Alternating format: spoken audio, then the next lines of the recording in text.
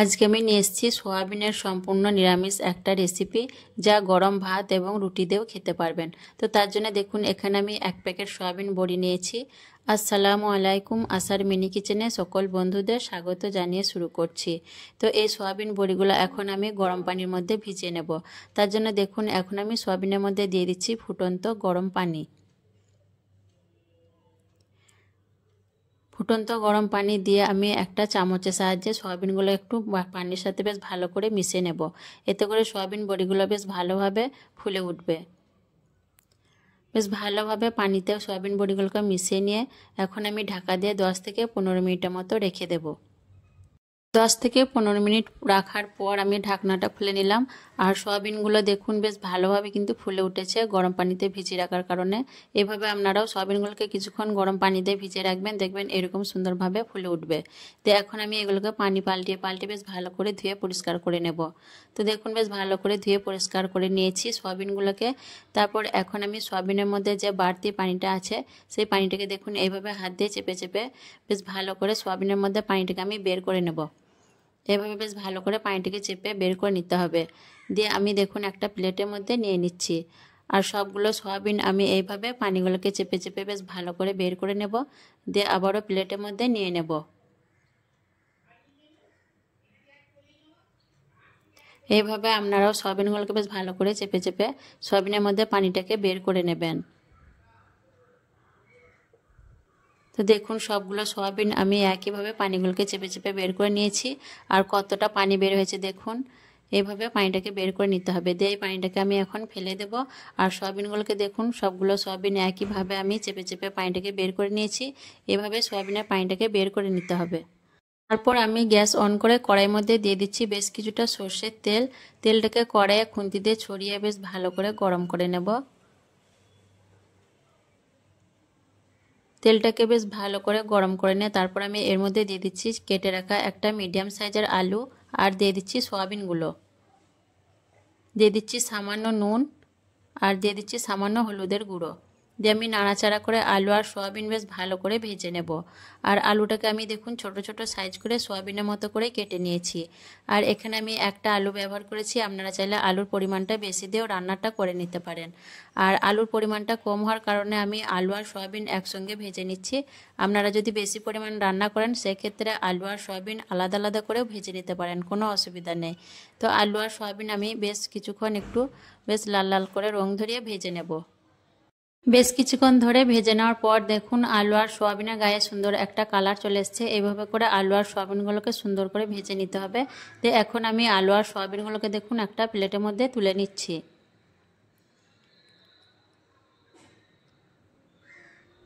আলু আর সয়াবিনগুলো তুলে নেওয়ার পর এখন আমি কড়াইয়ের মধ্যে আবারও দিয়ে দিলাম পরিমাণ মতো সর্ষের তেল।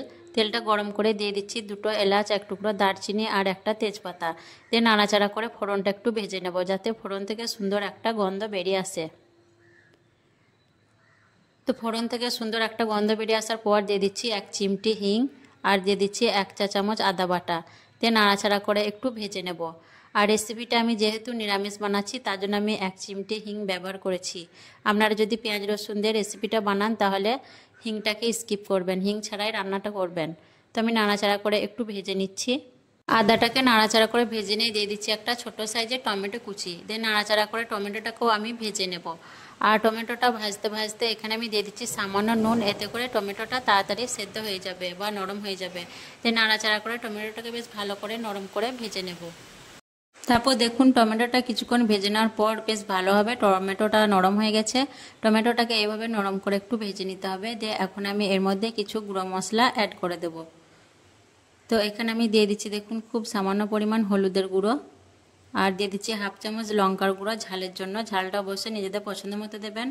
সামান্য দিয়ে দিচ্ছি ভাজা জিরের গুঁড়ো আর ভাজা ধনে গুঁড়ো। আর সামান্য দিয়ে দিচ্ছি পানি। পানি দিয়ে আমি হাই ফ্লেমে মশলাটাকে বেশ ভালো করে কষিয়ে নেব। আর এখানে আমি মশলার পরিমাণগুলো রান্নার পরিমাণ হিসেবে দিয়েছি। আপনারা যে পরিমাণ রান্না করবেন সেই হিসেবে মশলাগুলো বাড়িয়ে কমিয়ে দিয়ে দিতে পারেন। তো মশলাটাকে দিয়ে আমি বেশ ভালো করে কষিয়ে নেব। আর এখানে ঘরে থাকা মশলাই আমি ব্যবহার করেছি। সাধারণত আমাদের ঘরে সবারই যে মশলাগুলো থাকে সেই মশলা দিয়ে আমি রান্নাটা করছি। তারপর দেখুন মশলাটাকে আমি বেশ ভালো করে কষিয়ে নিয়েছি। মশলা থেকে দেখুন তেলটাও ভালোভাবে ছেড়ে দিয়েছে। এখন এর মধ্যে দিয়ে দিচ্ছি ভেজে রাখা আলু আর সয়াবিনগুলো। দিয়ে আলু আর সয়াবিনগুলোকেও আমি মশলার সাথে 4-5 মিনিটের মতো কষিয়ে নেব। যত ভালোভাবে মশলার সাথে আলু আর সয়াবিনটাকে কষিয়ে নেবেন, রেসিপিটা কিন্তু ততই টেস্টটা ভালো হবে আর খেতেও অনেক মজার হবে। তো এইভাবে অবশ্যই একবার ঘরোয়া মশলা দিয়ে এই সহজ সরল পদ্ধতিতে নিরামিষ এই সয়াবিন রান্নাটা করে দেখবেন। খেতে ভীষণ মজার হয়, গরম গরম ভাত এবং রুটি দিয়েও পরিবেশন করতে পারবেন। আর শুধু এই সয়াবিন দিয়েই কিন্তু এক থালা ভাত খেয়ে নিতে পারবেন, এতটাই মজার হয়। নিরামিষ দিনে বা যে কোনো দিনে রান্নাটা করে দেখতে পারেন। আলু আর সয়াবিন দেখুন আমি বেশ ভালো করে মশলার সাথে কষিয়ে নিয়েছি। বেশ ভালো করে কষিয়ে নিয়ে তারপর আমি এর মধ্যে এখন দিয়ে দেবো ঝোলের জন্য পানি। হাফ বাটির মতো পানি আমি এখানে দিয়ে দিলাম, বড় বাটিতে হাফ বাটি। রান্নাটা আমি একটু ঝোল ঝোল রাখবো, তার জন্য পানিটা একটু বেশি করেই দিলাম। আর তাছাড়া আলুটাও সেদ্ধ হতে হবে আর সয়াবিনের মধ্যেও বেশ কিছুটা ঝোল টেনে নেবে। তো আমি ভাত দিয়ে খাবো, তার জন্য রান্নাটা একটু ঝোল ঝোল রাখবো। আপনারা যদি রুটি দিয়ে খেতে চান সেক্ষেত্রে ঝোলের পরিমাণটা একটু কমিয়ে দিতে পারেন। তো আমি নাড়াচাড়া করে ভালো করে মিশিয়ে নিয়ে ঢাকা দিয়ে হাই ফ্লেমে 5 মিনিট রান্না করে নেব। 5 মিনিট রান্না করার পর আমি ঢাকনা খুলে নিচ্ছি। আর রান্না থেকে দেখুন তেলটাও কিন্তু বেশ ভালোভাবে ছেড়ে দিয়েছে। দিয়ে এখন আমি নাড়াচাড়া করে নিয়ে দেখে নেব আলুগুলো ভালোভাবে সেদ্ধ হয়েছে কিনা। তো আলুগুলো দেখুন খুব সুন্দরভাবে কিন্তু সুসেদ্ধ হয়ে গেছে, বেশ ভালোভাবে আলুগুলো সেদ্ধ হয়ে গেছে আর সয়াবিনগুলো কিন্তু সেদ্ধ হয়ে গেছে। এখন নাড়াচাড়া করে নিয়ে আমি এর মধ্যে দিয়ে দেব সামান্য চিনি। নিরামিষ রেসিপিতে একটু চিনি দিলে খেতে ভালো লাগে আর টেস্টটাও ব্যালেন্স হয়। সামান্য পরিমাণ চিনি আমি দিয়ে দিলাম, দিয়ে নাড়াচাড়া করে নিচ্ছি। আর এই পর্যায়ে আপনারা চাইলে কাঁচা লঙ্কা চেরা বা ধনেপাতা কুচি দিতে পারেন। আমার কাছে নেই তাই আমি দিচ্ছি না, আপনাদের বাড়িতে যদি থাকে তাহলে অবশ্যই দিয়ে দেবেন, এতে করে টেস্টটা আরও ভালো হবে। তো নাড়াচাড়া করে মিশিয়ে নিয়ে আমি ঢাকা দিয়ে একদম লো ফ্লেমে আরও 3-4 মিনিটের মতো রান্না করে নিয়ে 2 মিনিট স্ট্যান্ডিং টাইমে রেখে তারপর আমি আপনাদের দেখিয়ে দিচ্ছি। 2 মিনিট স্ট্যান্ডিং টাইমে রাখার পর ঢাকা খুলে দেখিয়ে দিচ্ছি দেখুন। আর মাশাআল্লাহ দেখতে কতটা লোভনীয় হয়েছে দেখুন রেসিপিটা। তো আপনারাও একবার অবশ্যই এইভাবে এই নিরামিষ সয়াবিনের সহজ সরল রেসিপিটি বানিয়ে দেখতে পারেন। খেতে কিন্তু ভীষণ মজার হয়, গরম ভাত এবং রুটি দিয়েও পরিবেশন করে নিতে পারবেন। আর কেমন লেগেছে আজকের এই নিরামিষ সয়াবিনের রেসিপিটি অবশ্যই কমেন্টে জানাবেন। ভালো লাগলে লাইক করবেন, শেয়ার করবেন। আর নতুন হয়ে থাকলে আমার চ্যানেলটিকে সাবস্ক্রাইব করে আমার পাশে থাকবেন। আসবো আবারও অন্য কোনো রেসিপি নিয়ে। সকলে ভালো থাকবেন, সুস্থ থাকবেন। আল্লাহ হাফেজ।